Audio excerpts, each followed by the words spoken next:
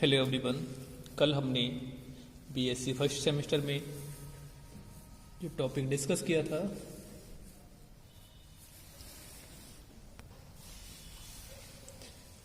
Disease of worms, यानी जो worm से होने वाले डिजीज हैं उनके बारे में डिस्कस किया था। इसके अलावा प्रोटोजोअन्स से जो डिजीज होती है उसको डिस्कस किया था। आज हम प्रोटोजोअन्स के द्वारा जो डिजीज होती हैं उसके अंतर्गत एक एनिमल्स जो आपके डिटेल स्टडी है ट्रिप्नोसोमा, इसको डिस्कस करेंगे। ट्रिप्नोसोमा गैबियंस, इससे जो बीमारी होती है इसको बोलते हैं African sleeping sickness. African sleeping sickness की बात करें तो इसमें जो पेशेंट होता है, जो रोगी होता है, उसको लगातार फीवर रहता है, उसकी बॉडी में कंटिन्यूस पेन रहता है। इसके अलावा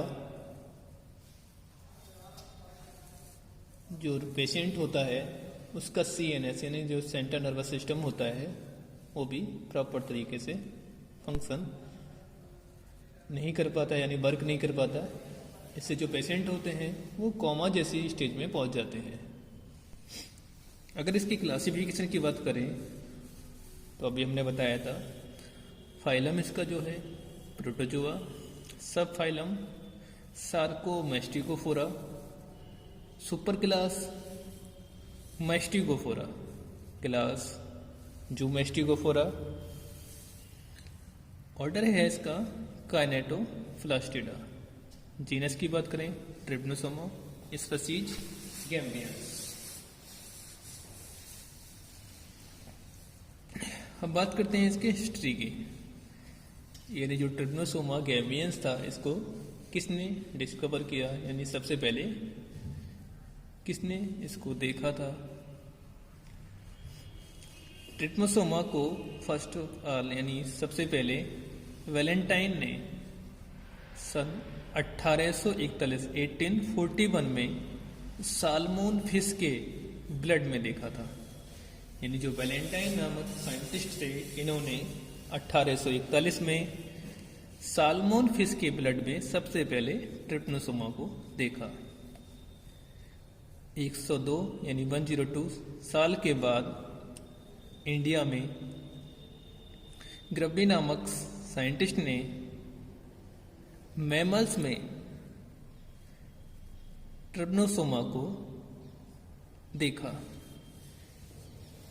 यानी जो 1841 के 102 साल के बाद इंडिया में मैमल्स यानी जो क्लास मैमेलिया के मेंबर्स हैं उनके अंदर ट्रिप्नोसोमा को देखा। इवांस ने 1880 में हॉर्स यानी घोड़े, ऊंट तथा क्यूलेक्स में ट्रिप्नोसोमा इवांसी को देखा। यानी इंडिया में अगर रिपोर्ट की बात करें, इंडिया के में जो देखा गया तो 1841 के 102 वर्ष के बाद इसको देखा गया मैमल्स के अंतर्गत, मैमल्स के अंदर। लेकिन इवांस ने 1880 में इसको हॉर्स, कैमेल, क्यूलेक्स आदि में ट्रिप्नोसोमा इवांसी को देखा। ह्यूमन ब्लड में सर्वप्रथम ट्रिप्नोसोमा को देखने का श्रेय फोर्ड 1901 को तथा उसे रिकॉग्नाइज करने का श्रेय हडाटन 1902 को जाता है। यानी सबसे पहले ह्यूमंस के ब्लड में यानी मनुष्य के ब्लड में जो ट्रिप्नोसोमा को देखा था 1901 में फोर्ड ने देखा था। यानी जो फोर्ड नामक साइंटिस्ट था उसने सर्वप्रथम 1901 में ह्यूमन के ब्लड में इस प्रोटोजोन पैरासाइट्स को देखा था।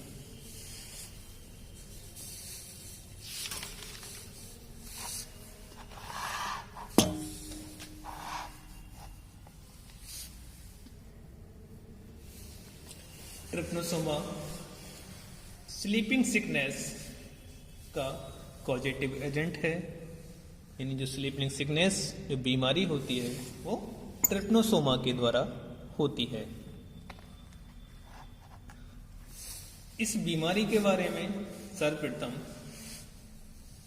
सर डेविड ब्रूस ने 1885 में यानी 1885 में डिस्कवर्ड किया था। यानी इस बीमारी को सर्वप्रथम बताने का जो श्रेय जाता है सर डेविड ब्रूस को।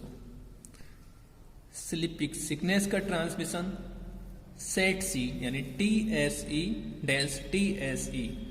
इसको मिलाकर बोलते हैं सेटसी फ्लाई के द्वारा होता है, यानी सेटसी फ्लाई के द्वारा इसका ट्रांसमिशन होता है। अब बात करते हैं डिस्ट्रीब्यूशन की। अगर डिस्ट्रीब्यूशन की बात की जाए तो ट्रिपनोसोमा गैम्बियंस जो मेनली पाया जाता है नाइजीरिया, कॉन्गो, इसके अलावा यह है सेंट्रल तथा वेस्ट अफ्रीका में पाया जाता है। इस पैरासाइट्स का इन्फेक्शन रिवर्स, लेक्स के आसपास एरिया में देखा जाता है, क्योंकि इसका वेक्टर सेटसी फ्लाई होता है जो लो बाथिक वेजिटेशन में पाई जाती है।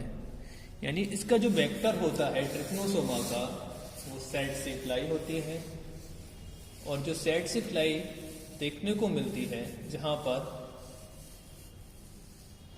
जो वेजिटेशन है वो लो कंडीशन में यानी कम मात्रा में होता है, वहां पाई जाती है। अब बात करते हैं habits and habitat. Habits and habitat की बात की जाए, ट्रिपनोसोमा से ह्यूमंस में अफ्रीकन स्लीपिंग सिकनेस डिजीज होती है। यानी जो ट्रिपनोसोमा गैम्बियंस है इसमें ह्यूमंस में जो डिजीज होगी वो होती है आपकी स्लीपिंग सिकनेस। यह है एंडोपैरासाइट होता है जो कि इन्फेक्टेड पर्सन की लिम्फ ग्लैंड तथा ब्लड में रहता है। यानी इस पैरासाइट से जो भी व्यक्ति अफेक्टेड होगा उसमें यह उसकी लिम्फ ग्लैंड्स तथा ब्लड में पाया जाएगा। बाद में यह CNS यानी सेंट्रल नर्वस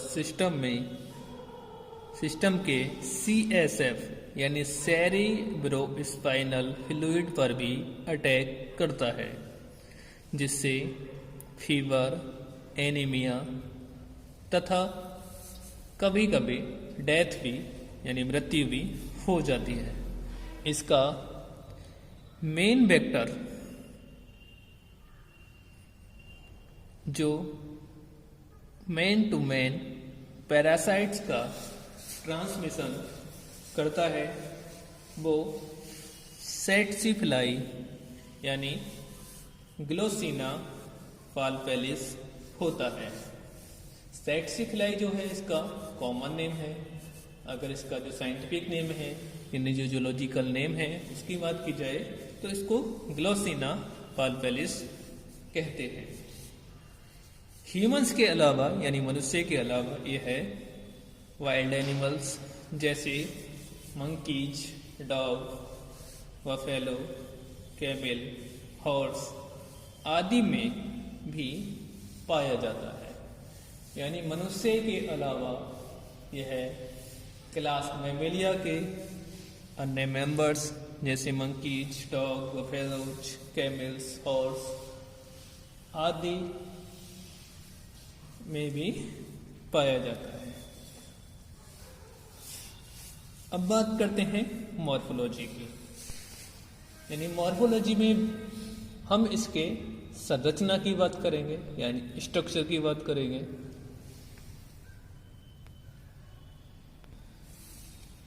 यानी इसकी मॉर्फोलॉजी की बात की जाए, यानी स्ट्रक्चर की अगर हम बात करें तो ये आप देख रहे हैं ट्रिपनोसोमा गैम्बियंस का स्ट्रक्चर यानी मॉर्फोलॉजी। इसमें एक एंटीरियर एंड होता है, दूसरा होता है आपका पोस्टीरियर एंड। जो एंटीरियर एंड होता है इस पर एक फ्री फ्लैजुलम पाया जाता है, और जो फ्री फ्लैजुलम है, जो पोस्टीरियर एंड है इसका, वहां से बेसल ग्रेन्यूल्स या विलिफेरोब्लास्ट के द्वारा से निकलता है, और निकल कर इसकी जो आइदर साइड यानी जो साइड वाली वॉल होती है उसके द्वारा इस तरीके से अंडुलेटिंग मेम्ब्रेन्स बनाता हुआ एंटीरियर एंड पर जाकर फ्री हो जाता है। यानी पोस्टीरियर एंड से बेसल ग्रेन्यूल से फ्लैजुला निकलता है और इसकी साइड वॉल से निकलकर अंडुलेटिंग मेम्ब्रेन की फॉर्मेशन करता है और एंटीरियर एंड की तरफ जाकर फ्री हो जाता है। इसके अलावा इसमें यानी ये आपका अटैच्ड फ्लैजुलम एक सिंगल न्यूक्लियस पाया जाता है। रिजर्व फूड ग्रेन्यूल्स यानी इसके अंदर रिजर्व फूड ग्रेन्यूल्स भी प्रेजेंट होते हैं। बिलिफेरोप्लास्ट के यानी बेसल ग्रेन्यूल्स के नीचे काइनेटोप्लास्ट पाया जाता है। इसकी जो लेयर होती है ये पेलिकल कहलाती है और इसके अंदर साइटोप्लाज्म भरा रहता है। आज हमने ट्रिपनोसोमा में classification, history, habit and habitat तथा मॉर्फोलॉजी को डिस्कस किया।